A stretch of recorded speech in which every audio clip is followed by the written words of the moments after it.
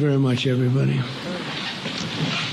So this is a big day, a beautiful day, potentially one of the great days ever in civilization.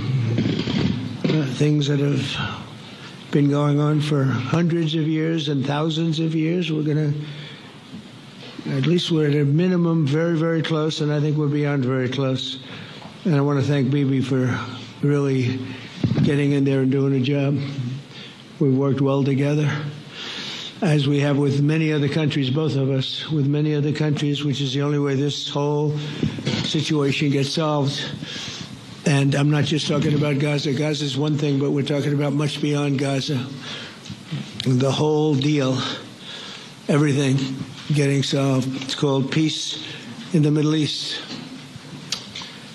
So today is a historic day for peace, and Prime Minister Netanyahu and I have just concluded an important meeting on many vital issues, including Iran, trade, the expansion of the Abraham Accords, and most importantly, we discussed how to end the war in Gaza, but it's just a part of the bigger picture, which is peace in the Middle East.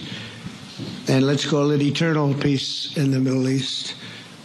So this is far more than anybody expected, but the level of support that I've had from the nations in the Middle East and surrounding Israel and neighbors of Israel has been incredible, incredible. Every single one of them. This afternoon, after extensive consultation with our friends and partners throughout the region, I'm formally releasing our principles for peace, which people have really liked, I must say. And these are done, not just routinely done, these are done with total consideration and working with the nations that we're talking about. All of these nations have made contributions to those suggestions. I want to thank the leaders of many Arab and Muslim nations for their tremendous support in developing the proposal, along with many of our allies in Europe. Europe has been very much involved, and as I was called by many of the European leaders, most of them saying, is this true?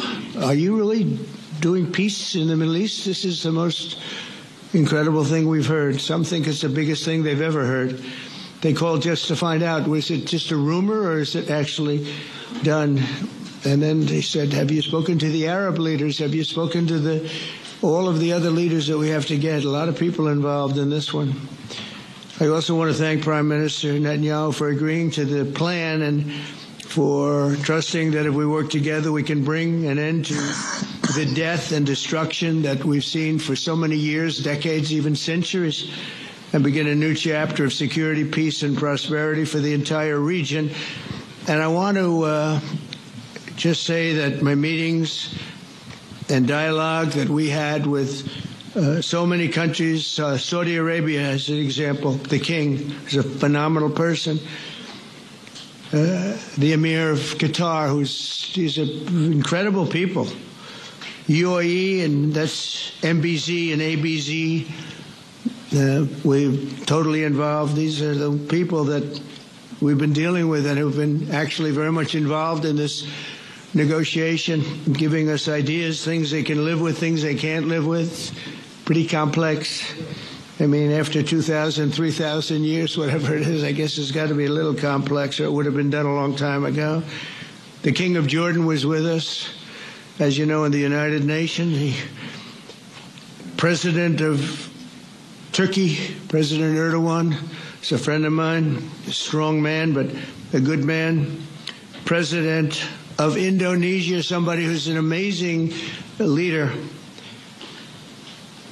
Prabowo, he is an amazing leader and respected by everybody. He was in the room with us. We were together with most of these people that I'm mentioning. Others were by phone or the next day.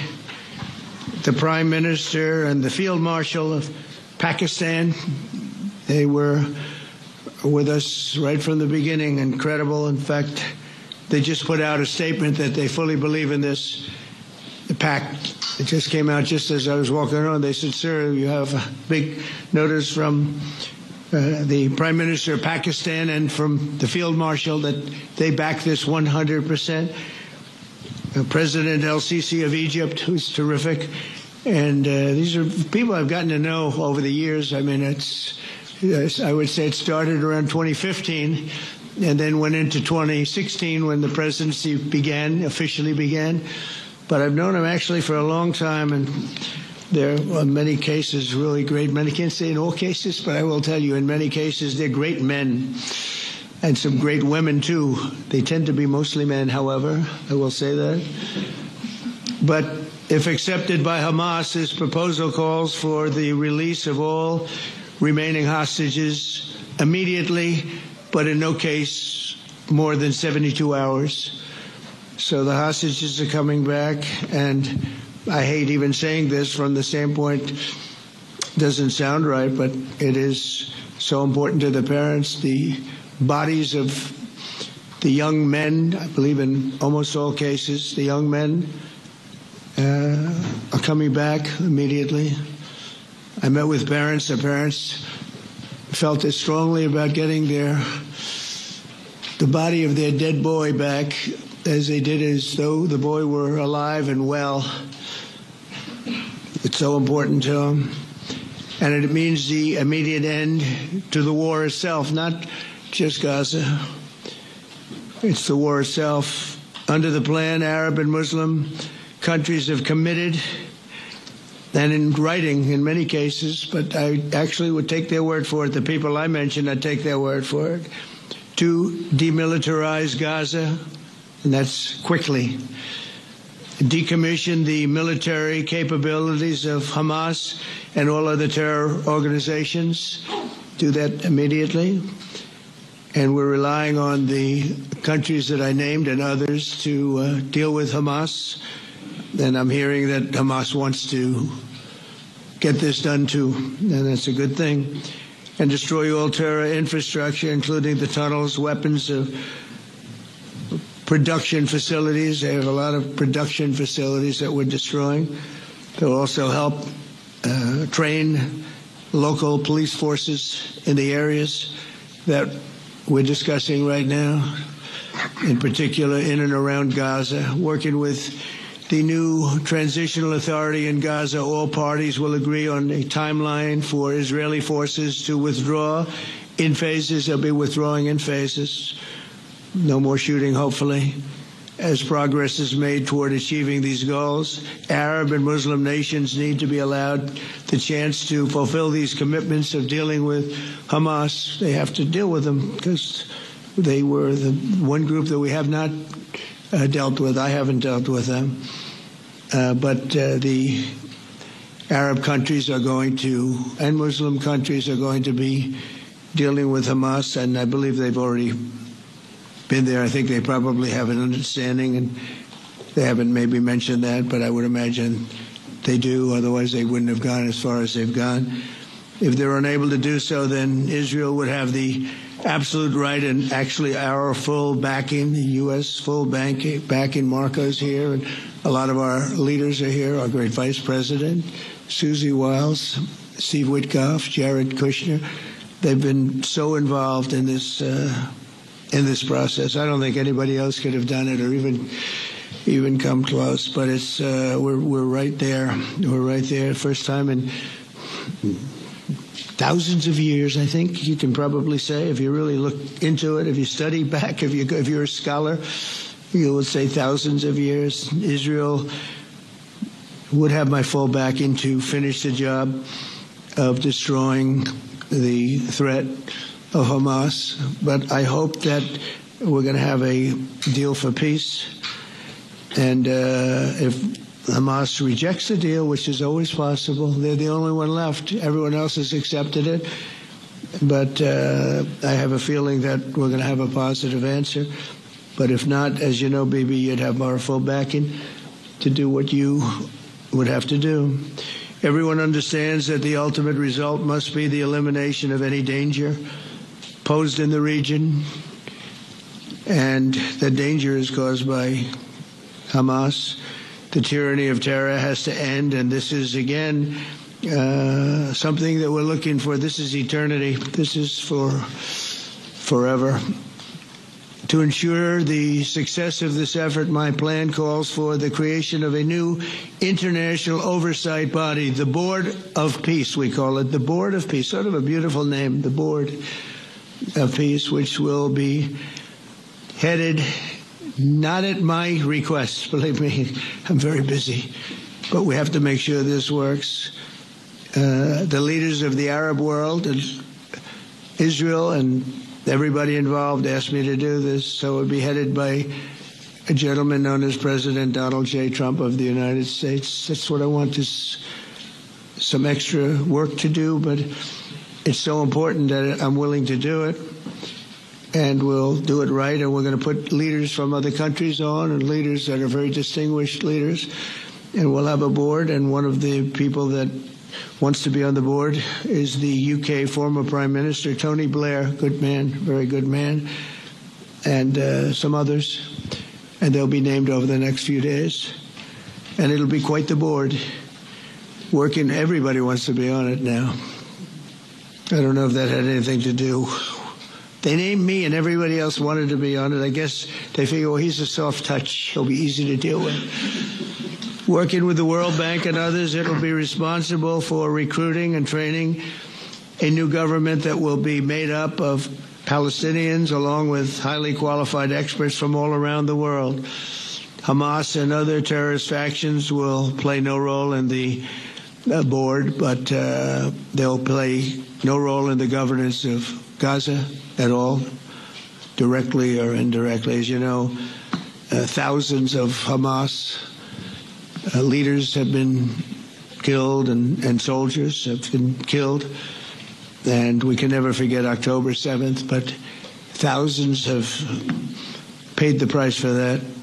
And now it's time to get our hostages back and get back to trying to build something that's really great and very important. In our meeting today, Prime Minister Netanyahu was very clear about his opposition to a Palestinian state.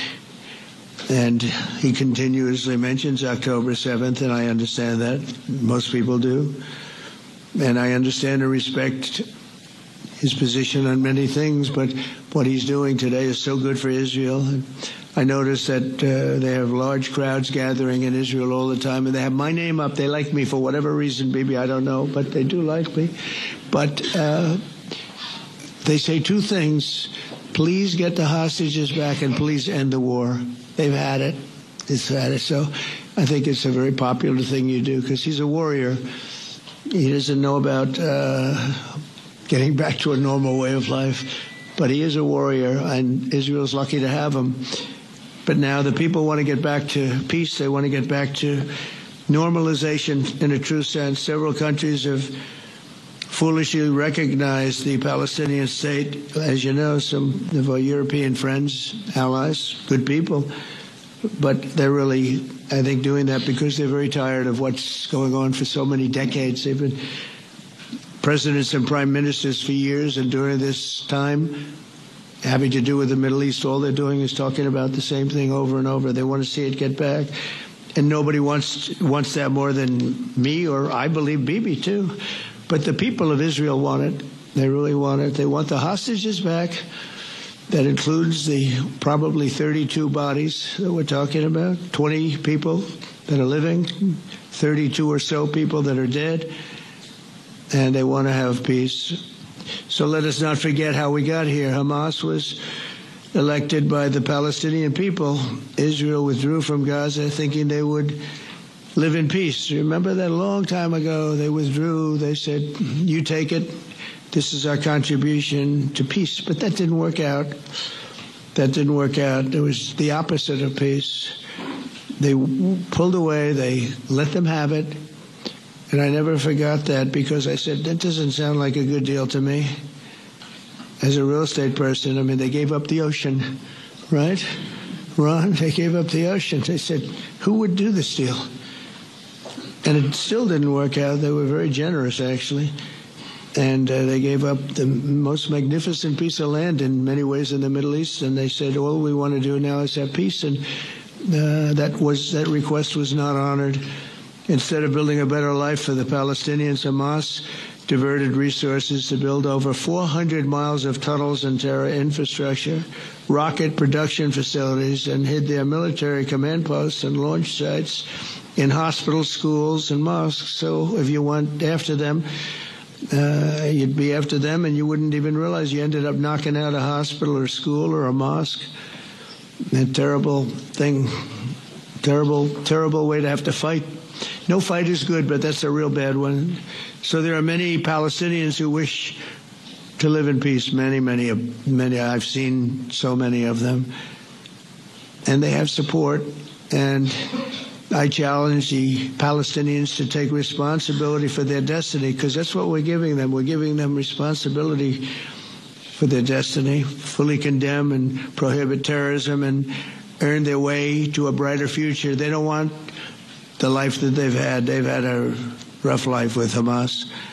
If the Palestinian Authority does not complete the reforms that I laid out in my vision for peace in 2020, they'll have only themselves to blame. We're giving them an amazing footprint, and they have amazing support from the leaders of the Arab world and the Muslim world, the great leaders. These are great leaders. These are unbelievable leaders that have built great countries and very wealthy countries.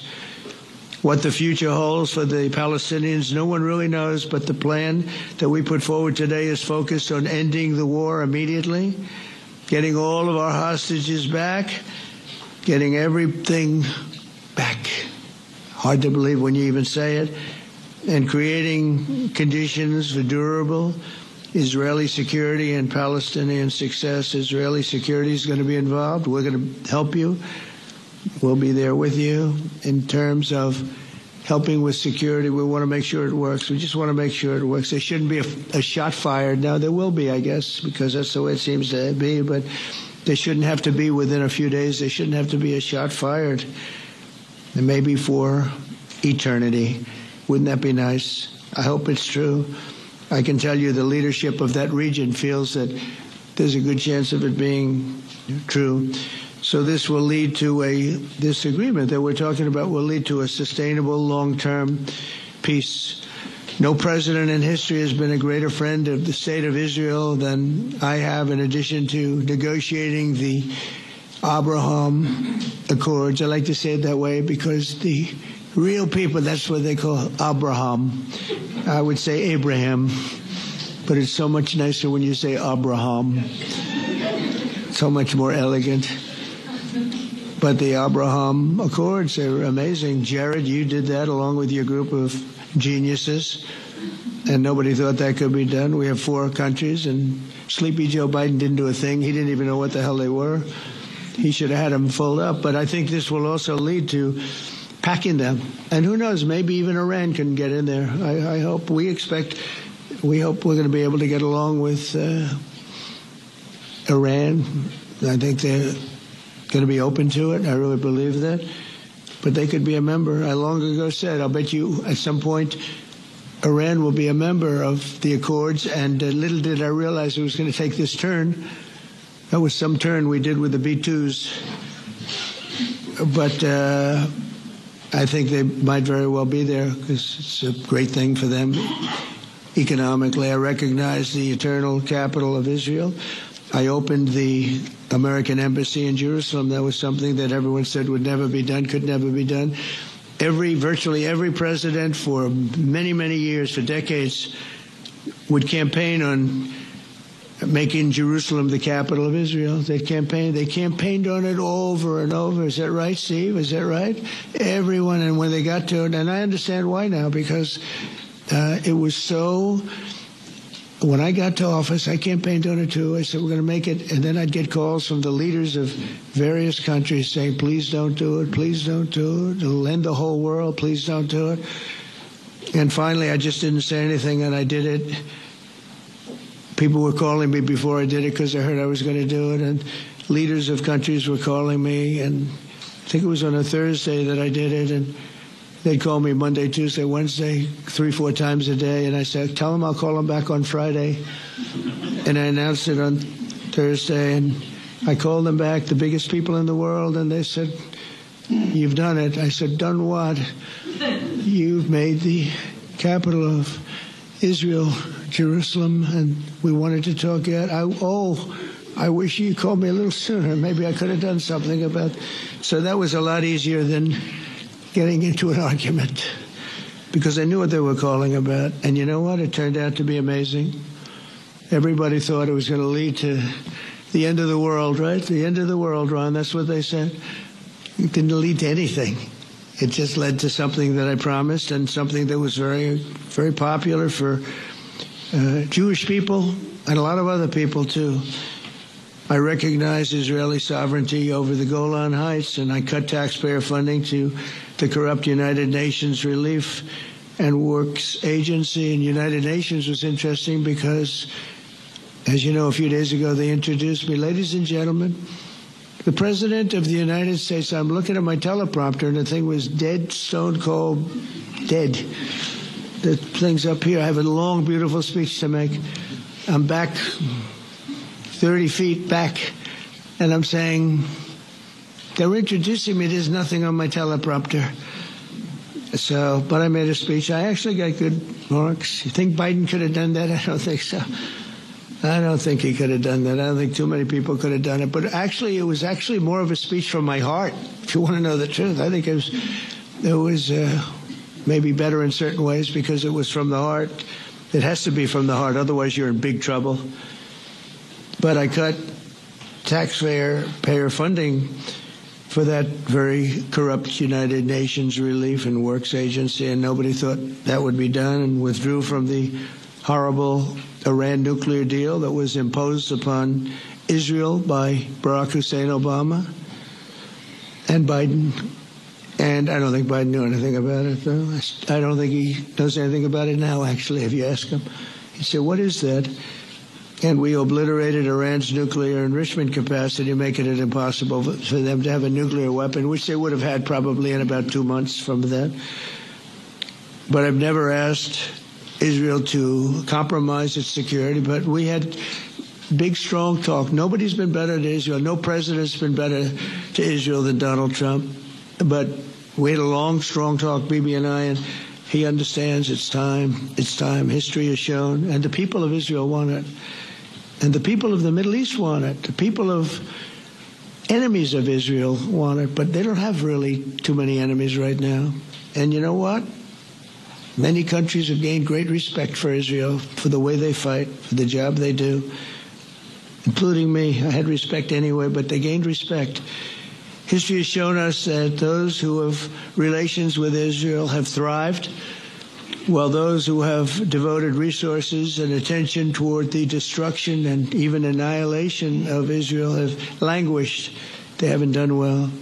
Israel is not going anywhere. They're going to coexist with other people and countries in the region, from Syria to Lebanon to Saudi Arabia. The promise of a new Middle East is so clearly within our reach. This is the closest we've ever come to real peace, not fake peace, not political fool's peace. If we can get this difficult problem solved, the opportunities for all within that vast region of this world, it's a vast region, it's unlimited. The Abraham Accords show that all countries are better off when they communicate and work together and embrace new opportunities. I hope Jared and Steve and Susie and Marco and JD, we have great people. I hope you guys are going to work very hard to get these other countries in, because now they have no excuse. There's no longer an excuse. They were somewhere hesitant. And I tell you, the 4 countries that went in, I give them tremendous credit. And it's worked out incredibly well for them. In the same spirit, I'm pleased to report that earlier today we took another important step toward greater understanding of the region. A short time ago, we had a historic phone call in the Oval Office with Prime Minister Tani, who's really a great, great person. So we had a great talk, and I was on the phone, and Bibi was talking. Prime Minister Al-Thani was of Qatar.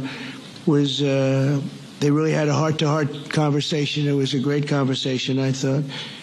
It was productive. It was everything that you need to have something turn out to be successful. And I want to thank Bibi, and I want to thank the Prime Minister was fantastic.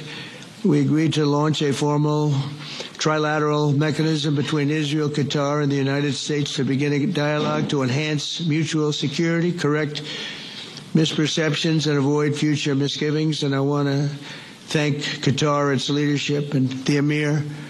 He's a fantastic person. I think, I'm going to be his public relations man because I know him differently than a lot of people know him. But he wants peace. He wants to see peace. And his people, and they really acknowledge the critical role that they've played as mediator. And again, we're not quite finished. We have to get Hamas, but I think they're going to be able to do this. So now it's time for Hamas to accept the terms of the plan that we've put forward today. And again, this is a different Hamas than we were dealing with because I guess over 20,000 have been killed. Their leadership has been killed 3 times over.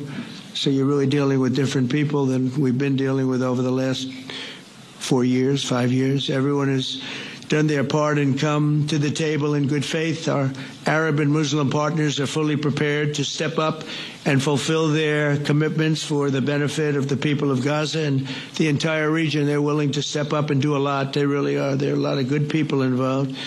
Everybody who wants to see an end to the violence and destruction should be united in calling for Hamas to accept the extremely fair proposal so that we can end the war and get us back our hostages right now and have everlasting peace. And I look forward to having relationships with everyone. As the chairman of the board, I'll be involved, and we'll have meetings with some very smart people that'll be working over there to make sure that we haven't just been wasting time with an agreement that doesn't get done. The task of building peace will not be easy. There are some of the hardest problems in the world to solve, and that's why it's been going on for so many centuries.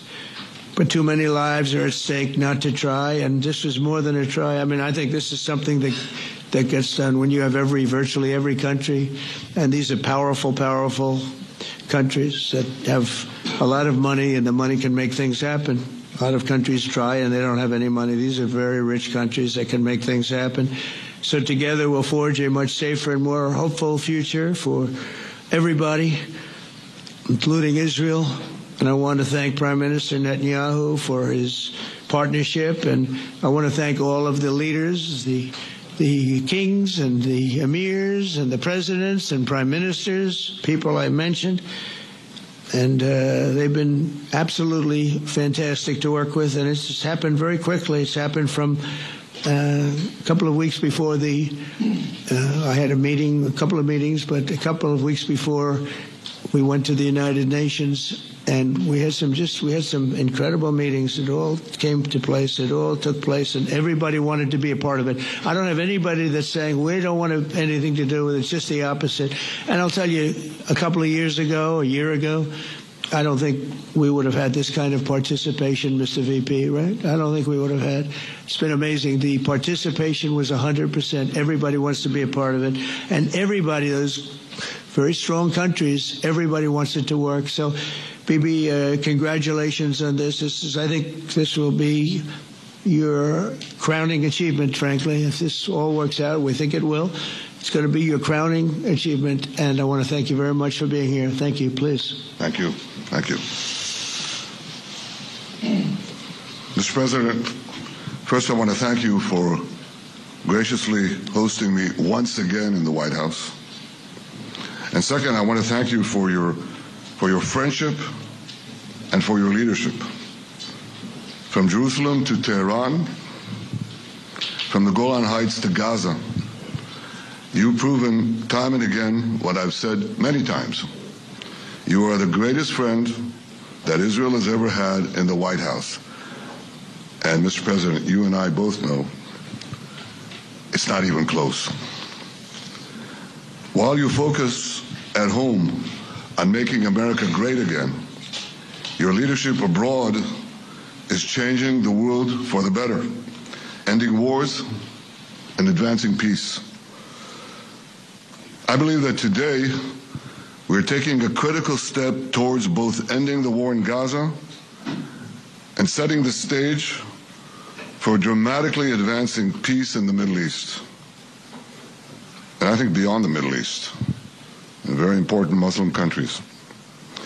I support your plan to end the war in Gaza, which achieves our war aims. It will bring back to Israel all our hostages, dismantle Hamas's military capabilities, end its political rule, and ensure that Gaza never again poses a threat to Israel. We would not have achieved this turning point without the courage and sacrifice of our incredibly brave soldiers. They fight like lions to defend the people of Israel, and they serve on the front line in the war between civilization and barbarism. Mr. President, when our two countries stand shoulder to shoulder, we achieve the impossible. Just a few months ago, in Operation Rising Lion and Operation Midnight Hammer, we struck a decisive blow against Iran's nuclear and ballistic missile program. Your bold decision to send those B-2s made the region safer and the world safer. Now, under your leadership, we're taking the next step to win the war and expand the peace. Your plan is consistent with the 5 principles my government set for the end of the war and the day after Hamas. Everybody asks, what is your plan for the day after Hamas? Here's our plan. Passed it in the cabinet. All our hostages, both those who are alive and those who died, all of them will return home immediately. Hamas will be disarmed. Gaza will be demilitarized. Israel will retain security responsibility, including a security perimeter for the foreseeable future. And lastly, Gaza will have a peaceful civilian administration that is run neither by Hamas nor by the Palestinian Authority. If Hamas agrees to your plan, Mr. President, the first step will be a modest withdrawal, followed by the release of all our hostages within 72 hours.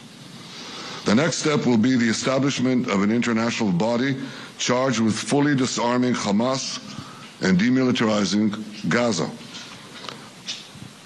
I appreciate your willingness to lead the body, Mr. President.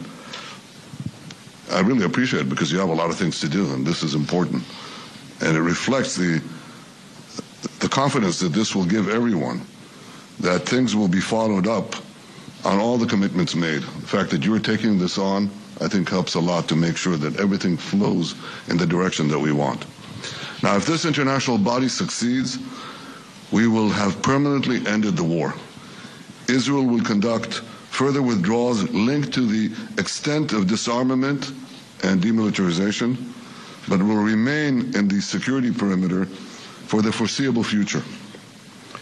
I think we should understand that we're giving everybody a chance to have this done peacefully, something that will achieve all our war objectives without any further bloodshed.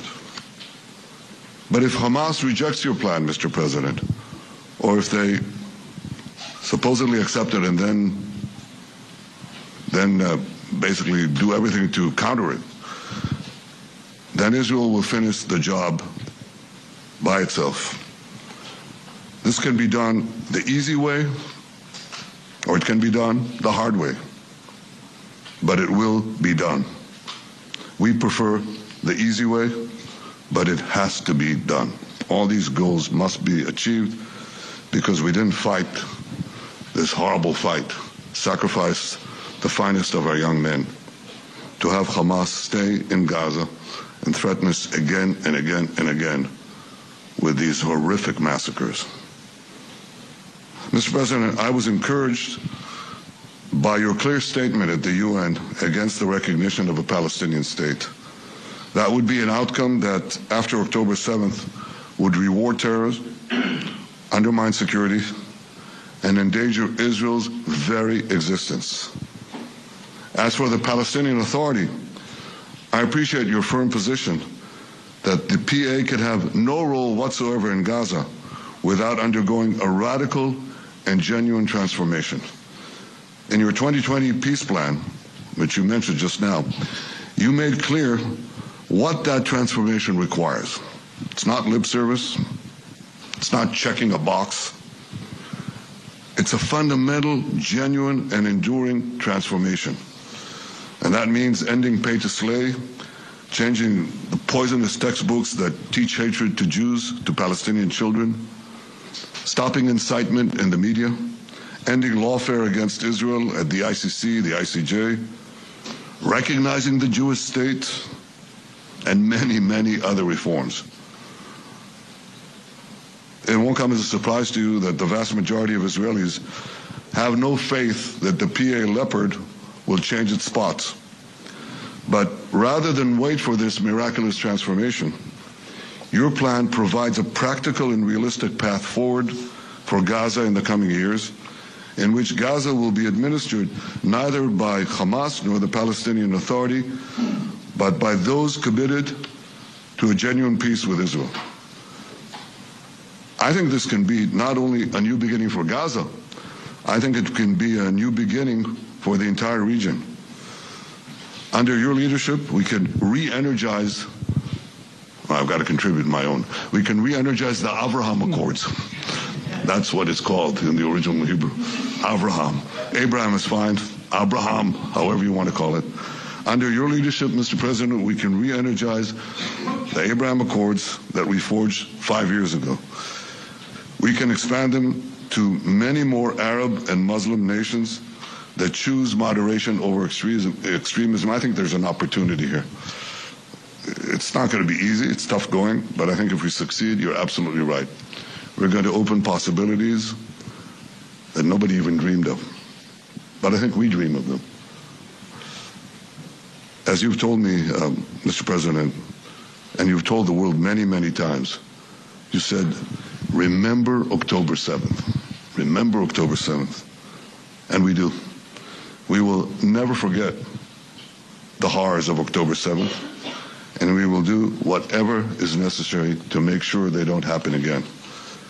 Since October 7th, Israel's enemies have learned a hard truth. Those who attack us pay a heavy price, but those who partner with us advance progress and security for their peoples. President Trump just said it. It's also in the Bible. It says, those who will bless you will be blessed, and those who will curse you will be cursed.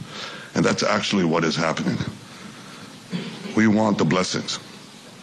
I think we've done a lot in the past 2 years to end the curse. We're not finished, but we've done a lot. And we've done a lot together to end the curse. I want to thank your entire team for their efforts to get to this point.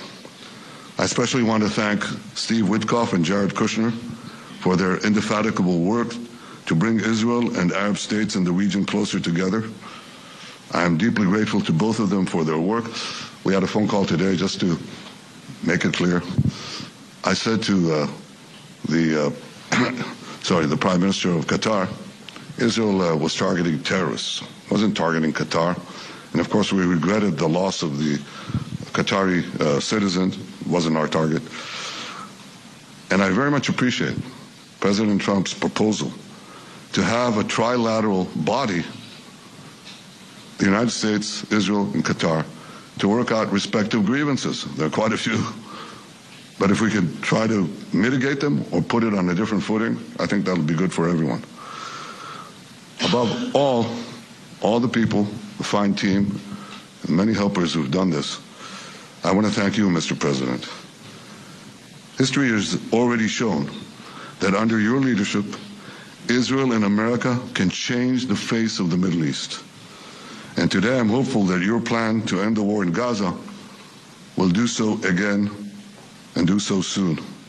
It will free our hostages, end Hamas's tyranny in Gaza, and enable a more secure and prosperous future for the peoples of our region. Thank you, Mr. President. May God bless America. May God bless Israel. May God bless the indispensable alliance between our countries. And may I add in Hebrew, G'mal Chatima Tova, may we all be inscribed in the book of life. Thank you. Thank you very much, Bibi. So I think while we wait for these documents to be signed and get everybody in line, I think it maybe is not really appropriate to take questions. I'm meeting with, as you know, a couple of Democrats in a little while about the country, about keeping our country open. They're going to have to do some things because their ideas are not very good ones. They're very bad for our country. So we'll see how that works out. But this is something that was really historic today. This was something that was amazing. I think, Bibi, I mean, depending on you, I think while we're waiting for signatures and waiting for approvals from a lot of different countries that are involved in this, we probably shouldn't take questions? Or would you like to take a question or two from perhaps a friendly Israeli reporter, if there's such a thing? That's a very, very tough proposition. But I would think, Mr. President, that I would go by your instinct that this is... we'll have enough time for questions. Let's settle the issue first, I think. Thank you very much.